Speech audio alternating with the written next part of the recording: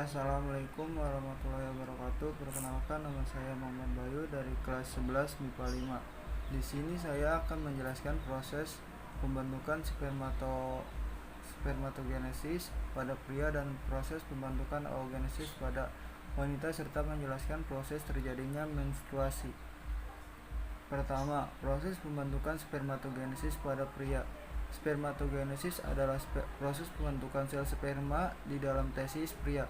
Spermatogenesis sendiri berasal dari kata spermato yang memiliki arti benih dan genesis yang berarti pembelahan.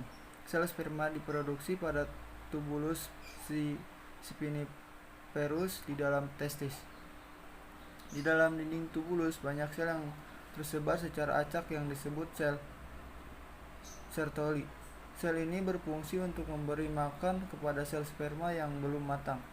Ketika sel sperma telah matang, spermatogenium, sel induk sperma memperbanyak diri dengan cara mitosis dan meiosis. Dari spermatogenium, sel sperma akan berubah menjadi spermatosit primer secara mitosis. Setelahnya, spermatosit primer membelah secara meiosis menjadi spermatosit sekunder yang berukuran sama. Melalui tahap meiosis kedua, spermatosit sekunder membelah diri lagi menjadi 4 spermatid yang sama bentuk dan ukuran. Spermatid merupakan tahap akhir sebelum akhirnya merubah menjadi sel sperma yang matang.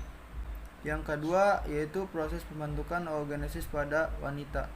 Oogenesis adalah proses pembentukan sel telur pada sistem reproduksi wanita. Proses tersebut terjadi melalui 3 tahap, yaitu tahap penggandaan, tahap pertumbuhan, dan tahap pematangan. Tahap penggandaan terjadi dalam ovarium janin ketika masih dalam kandungan. Pada tahap penggandaan, sel primordial mengalami pembelahan mitosis, membentuk oogonia atau tunggal oogenium yang bersifat diploid.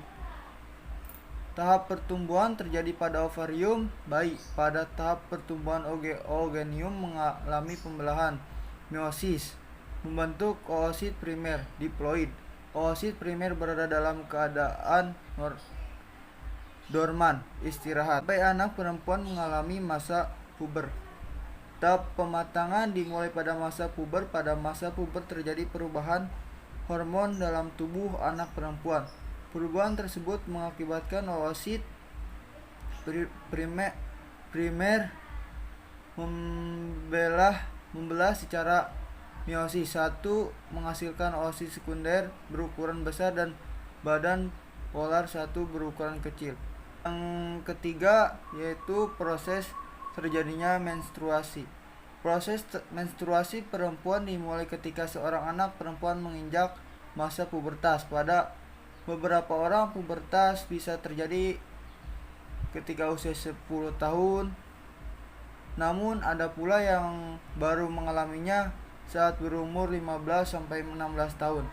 Dan setelah terjadi perubahan rangkaian hormon dalam tubuh seorang perempuan. Selama masa puber berlangsung, tubuh mulai menghasilkan rangkaian hormon baru.